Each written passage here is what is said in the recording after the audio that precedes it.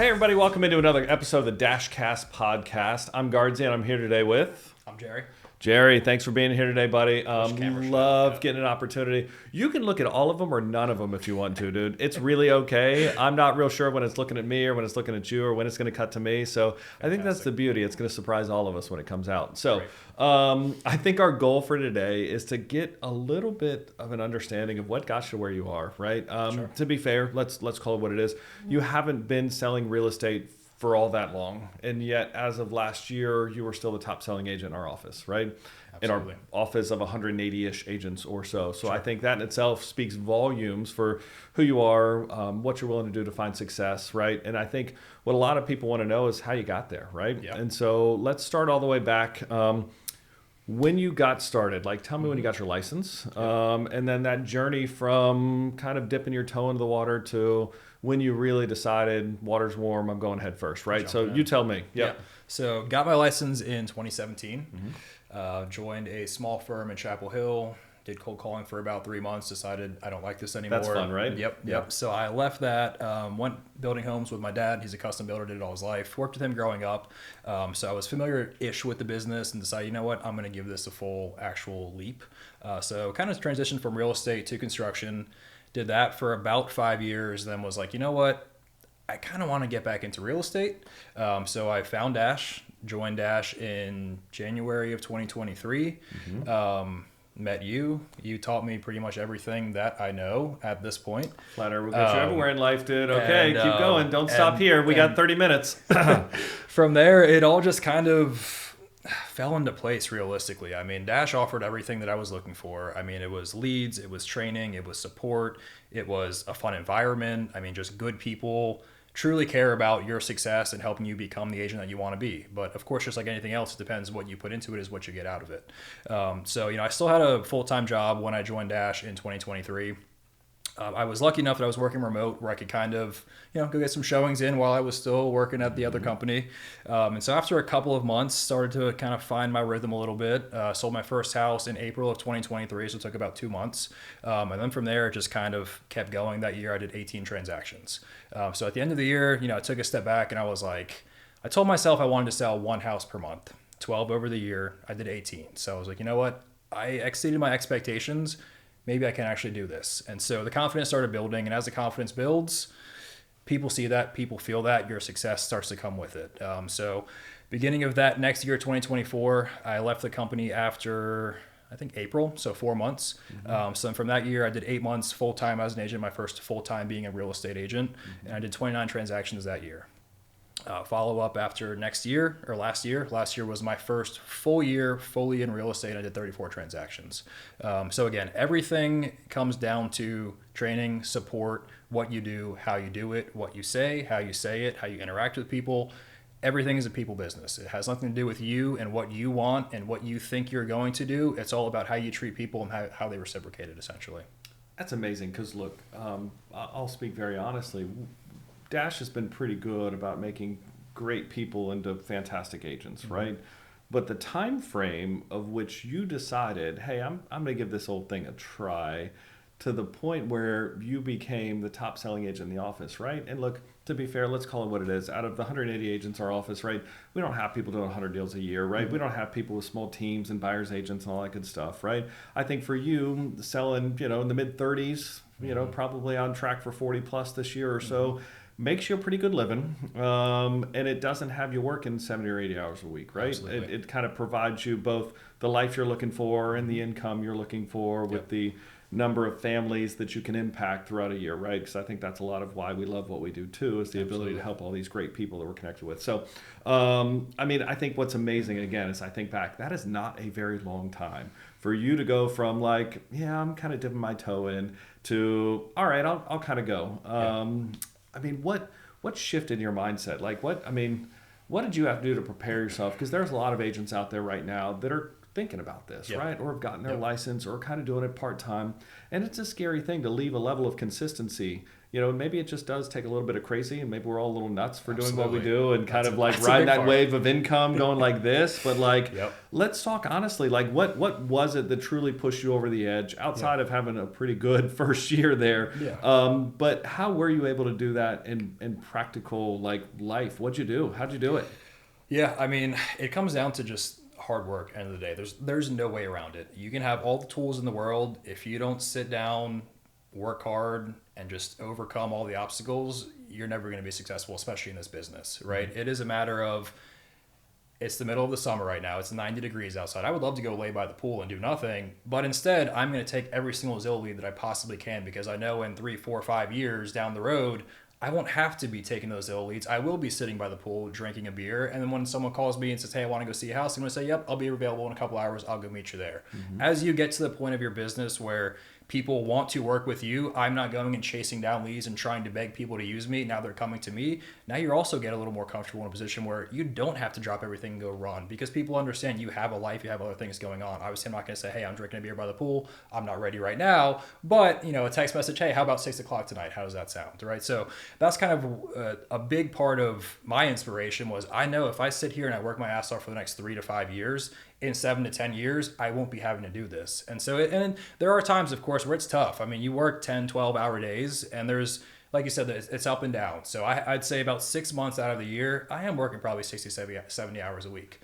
The other 6 months of the year, I'm probably working 20 hours a week, right? So there's balance in that, in the sense of you get burnt out during those very, very busy times, but then you also get to recoup and kind of go on vacations and kind of let all that bad energy out on your off months. And so there's always going to be slow times, there's always going to be busy times. For me, probably March to September is where I do the bulk of my business. So that time it's running around, it's crazy. But then of course those other 6 months, it's not. So it's also just being able to ride the wave, like you said. I mean, work hard all the time as much as you possibly can, but also you do have to find balance. You have to take that time and go on vacation with your wife, go out to you and get some beers with your friends, go do something to kind of let off some steam. But end of the day, have to keep your eye on the prize, right? There's a lot of people that say, hey, I want to sell 50 houses a year, I want to do X, Y, and Z, but they're not doing open houses, they're not taking leads. You know, they get 2 or 3 contracts, and they take their foot off the gas, say, yep, I'm good for now. You're never going to be selling 30, 40 houses if you take your foot off the gas, ever. It doesn't matter if you have 11 contracts at once, if you have 10 clients you're currently working with, if you stop taking those leads, that eventually is going to dwindle down to nothing in your pipeline, and now 2 or 3 months down the road, you're restarting. And it sucks to be in a place where, wow, I just sold a bunch of houses, but now I don't have anything lined up for these next couple of months. When's my next paycheck coming? So as hard as it is, the best advice I can give is just take as many leads as you can. Never stop working hard until you get to the point where you don't have to do that. What that, you know, how long that takes, what that timeline is, it's going to be different for everybody, of course. That's fair. That means something different to you and me, right? Absolutely. But the idea of continuing to prospect even while you're servicing, right? Because it's a lot to keep up with 11 transactions, right? There's 11 human beings who are scraping together every penny they can beg, borrow, and steal, putting it all in and waiting for the lender to say, yeah, we'll pay the lion's share of this, right? Waiting for that home inspection report, right? They're on pins and needles. They're going through this, right? So much of that emotion comes from contract to close. So you're able to continue servicing them while still prospecting and building the business for that next person, that next one down the line. You have to. I think that's fantastic. But I want to go back for just a minute. So let's figure this though. So if you were sitting by the pool right now, what kind of beer would you be drinking right now? I mean, honestly, would there be a lime in it? Is there probably a Corona with a lime? A Corona with a Yes, lime. yes. All right, that sounds a little koozie on there. Definitely Like a koozie. okay. And are we more like a sun bunny, right? Are you getting like the 2 hours a shade? No. Like, I'm in and out of the pool, so I'm going to lay out for a little bit, catch a little sweat, get a nice glisten on the muscles. And I hear you. And then you go for a nice dive, cool off a little bit. I remember being young. Yeah, I had muscles too once. Listen, you so, still do. Yeah. I can see it coming through that suit jacket. Don't lie to us. No, that's fantastic, dude. And I love that again. That, you know, again, you were obviously very successful in business prior to coming to real estate, right? And you have a way about you where people naturally trust you, and you just have a wonderful way of communicating. But honestly, I mean, it's been a short period of time where you've fully dedicated yourself. So let me ask you this. Now that you are at what many people would consider the height of a career, right? Selling 35 houses a year, making a couple $100,000 a year or something, you're doing okay for yourself right now. Sure. What have you shifted in your business, right? I hear a lot of keep the foot on the gas, and you've done that for a couple of years now, right? Is the foot still on the floorboard with the idea that, hey, I want to be able to choose more freedom at some point somewhere? Like, this year, we're talking that March or September timeframe. Yep. Any vacations, or is that foot on the gas? Right now, no vacations, no big vacations. Okay. Foot, I would say I'm not on the floorboard anymore. I have taken my foot off a little bit because I am kind of also transitioning what I want to do and where I want to take this business. I mean, it's not going to be relatable to most agents, but I'm really focused on the new construction side of things and development. So what I've been focused on more this year versus taking as many Zillow leads or other leads that I possibly can is building relationships with builders and investors, developers, essentially helping find land, helping the investor develop it, and then working with the builder and getting all of the listings on that. So that's another kind of route that I'm focused on where I can kind of take my foot off the gas in the sense of if I have 10, 15, 20 listings for new construction, I'm not running around all day showing houses. I'm selling those houses. And so, that gives me more freedom, more free time to kind of pick and choose the people that I do individually want to work with as buyers. And so that's, my main focus is to get to a point where I have a bunch of new construction listings at all times. And then I can help, 10, 15, 20 people that I get to pick and choose as buyers or just as regular sellers. But for me, that's kind of where the business is shifting to. Just going back to as far as like working hard is very important to build that business and build that funnel. But it's also how you take care of those people and how you treat people that is going to define your success. So, step away from the new construction development side of things. If I were to say, hey, you know what, I'm just going to focus on actually selling houses for the rest of my life, I'm not doing anything else. The most important thing is always making yourself available for people, being sympathetic, never pushing back, never telling someone they're dumb. You have to agree with them. You have to let them feel like they're in charge, let them feel like they're the most important person in your life. Otherwise, they will go find somebody who will treat them that way. So in addition to working as hard as you possibly can, taking as many leads and prospecting as much as you can, it's about how you treat those people that's going to make or break you as an agent. Because the whole reason for wanting to work my butt off for 3 to 5 years and sell as many houses as I can is because when you do a good job, those people are going to bring you business for the rest of your life, right? That's what this is all about. It's not about me running around the hamster wheel for the next 15 years and just never catching a break and burning out. It's about doing this for a short period of time. So in the long run, I now have a self-sufficient business, essentially. That's beautiful. And so let's talk about how that business has evolved then, right? Because there are plenty of different bought leads around, right? Mm-hmm. There's Zillow, there's Realtor, there's everything else in the world, right? But your business as it sits consisted of primarily bought leads in the beginning, right? Mm-hmm. It was individuals who you had to work 3 to 5 times as hard to earn their trust in business, right? Like you press one button, I show up, and it's my job to get you to trust me with one of the largest financial transactions of your life, right? Exactly. That's a lot of hard work, and I think that's what you're speaking to. Yep. How has that business started to evolve now, and what does the mix look like now? Are you getting a lot of those individuals who were connected through online that all of a sudden like, hey, I love you, and my sister's moving to town, right? Absolutely. Is that kind of what it looks like now? Tell me more about that. Yeah, so first year in business, 2023, 18 transactions, every single one came from Zillow. Mm-hmm. 2024, 29 transactions, probably about 23 or 24 were from Zillow. And then I did start picking up a couple referrals. So probably 4 or 5 of my own SOIs, as we call it. 2025 last year, I did 34. 25 of those were Zillow, 9 of those were SOI. So slowly but surely started seeing that shift. This year, I have 16 closings lined up so far. 2 of those are Zillow, 14 are SOI.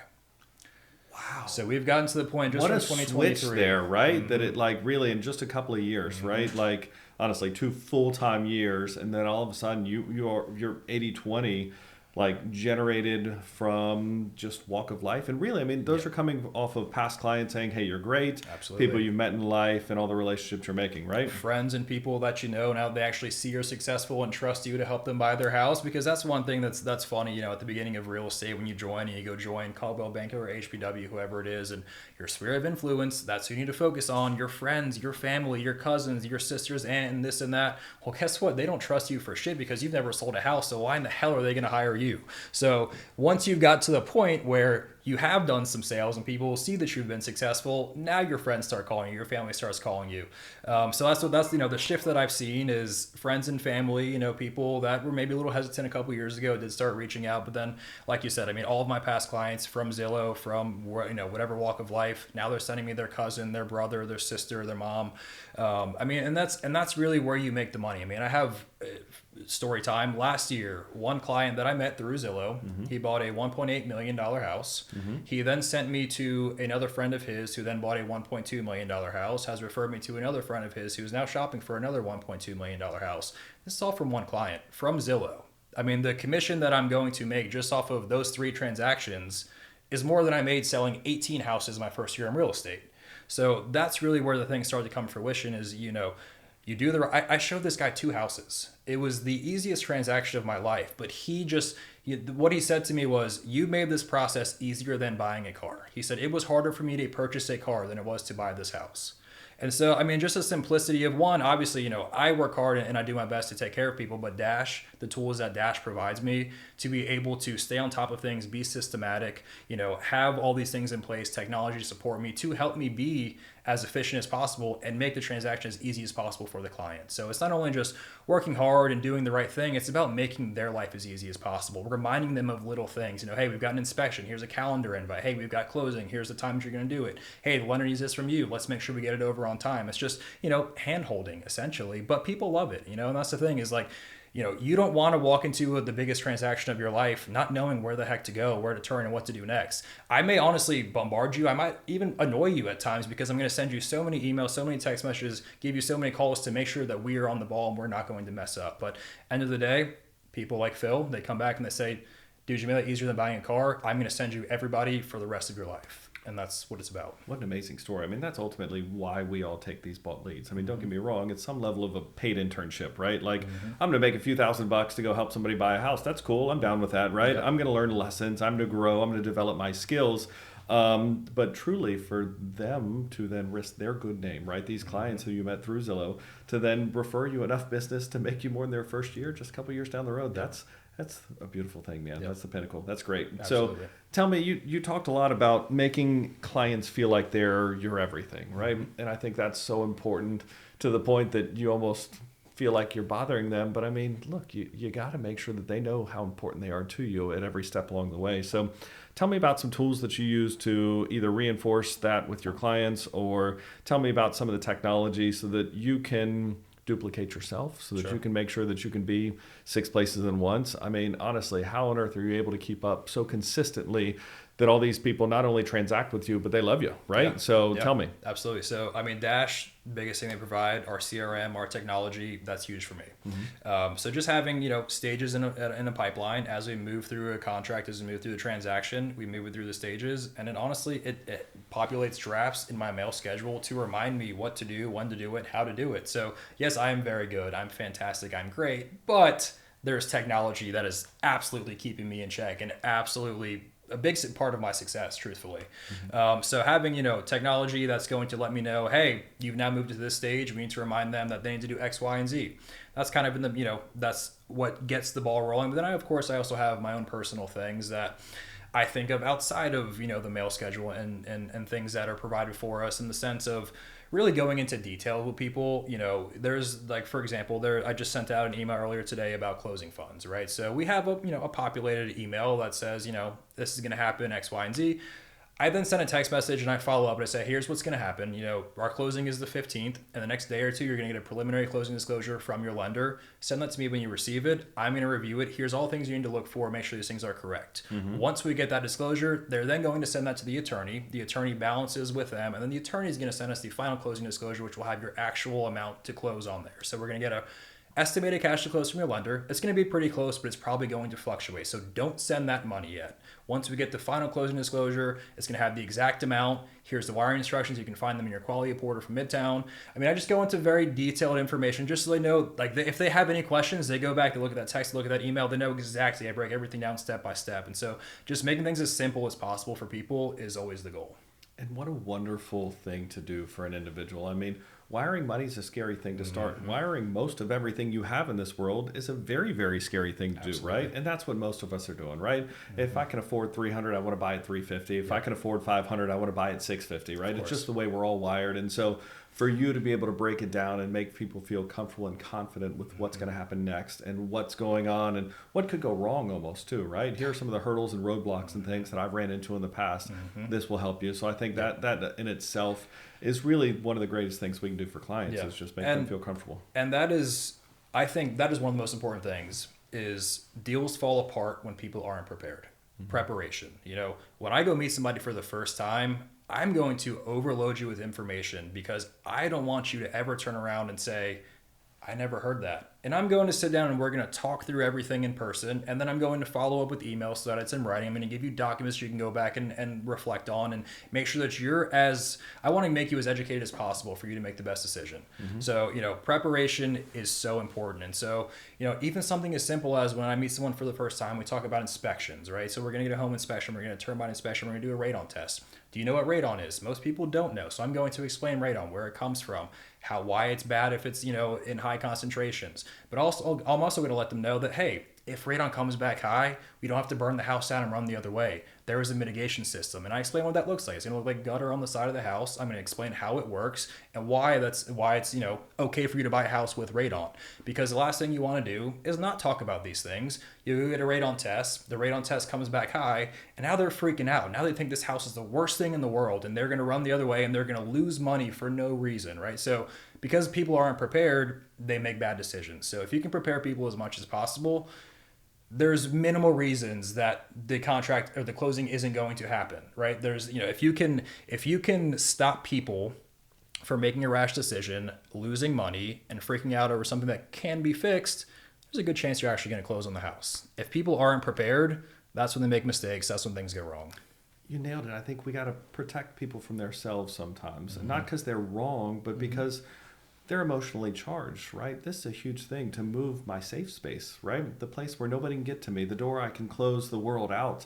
Yep. And now we're going to uplift that and try and move it somewhere else. And so it's already traumatic enough in a lot of ways, right? And so again, when the slightest thing can or does go wrong, people can freak out, and rightfully so. Yep. I can appreciate what they're going through. Absolutely. But I think where you really win is simply helping them to understand things well ahead of time, right? So I can chew on it a little bit. I can sleep on it. I can understand what happens if radon comes back high, and then we don't, bring the matchbook whenever we get the inspection report back, right? Exactly. Very nice.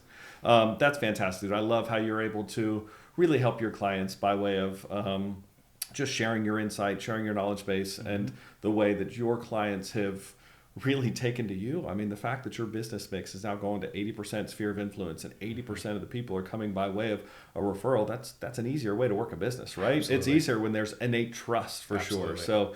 So that's wonderful. I'd love to know just one more thing.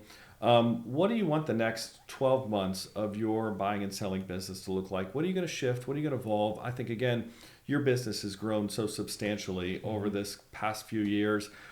How are you continuing to evolve your real estate business over the next 12 to 18 months? Yeah. I mean, it's a tough question, truthfully. I mean, it's kind of touched on it earlier. I really want to focus on development, new construction, that side of the business. So it's, different for me, I think, than most agents. But for me, right now the goal is just to do 30 again this year. 30 is kind of the number. So, I'm at 16. I'm almost halfway, a little more than halfway there at this point. So I do need to hit the gas a little bit more. So that's kind of the goal is the next 3 to 4 months, try and take as many leads as I possibly can from Zillow again. I've had my leads off pretty much most of the year, but I just turned them back on today, as a matter of fact. So pick up some more calls, pick up some more leads the next couple of months, and then just keep focusing on the building side of things. I've got one project coming out in August that's going to be 9 homes, 3-acre lots in Durham, starting at $850, probably going to push over $1 million. So excited to get that going. I've got 2 that my partner and I developed over in Wendell. We've got $2 million houses going up for sale. Hopefully permits in hand the next couple of weeks and break ground on those. And then I'm looking at another project that would be about 35 homes in Durham. So working on negotiating on that side of things. So next 12 to 18 months, I would love to get another project or 2 under my belt on the development side of things, and then pick up some more listings, of course. That's the goal is I'm more listing focused right now than anything. I mean, my business the last 3 years has been probably 80% buyers. And while, it's great, it's a lot more work than the listing side of things. It's constantly going out, showing houses all times of the day, all times of the night, texting all, that's, I guess that's one thing we didn't really talk about is, what does it mean to truly be there for your clients and make them feel like they're the only person in the world? Yeah. When they call me at 10 o'clock at night, I'm probably going to pick up. If they text me at 10 o'clock at night, I'm going to text them back. My wife doesn't love that, of course. That's one of the harder things about real estate is, trying to separate your personal life from the professional life, because you don't. Like, they blend together. What starts as a professional relationship is very quickly becomes a personal relationship. Sure. And that's why, that's how you build the trust. That's why you keep getting that business, is because you don't just treat them like a transaction, you treat them like a person. And so, that's one thing where it is very tough to kind of take off your hat when you get home and give your wife your full attention, and be able to cook dinner and eat dinner without being on the phone or texting or being distracted. And so that's one thing that is not so luxurious about real estate, is that a lot of times you can't separate your personal from your professional life. But that is one thing that especially starting out, you have to do. 8 o'clock in the morning, 10 o'clock at night, you have to take those calls, you have to text people back, you have to be doing things, because if you don't, they will find somebody that will. Yeah, I think there are pros and cons to any industry and any business. And Absolutely. I think I use the word obscenely available. My wife really hates that. Yeah, obscenely available, something I use quite often.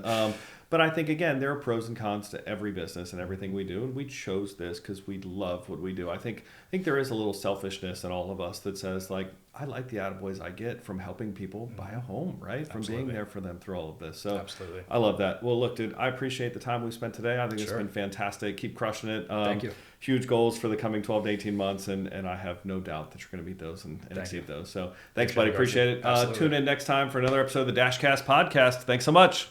See you guys.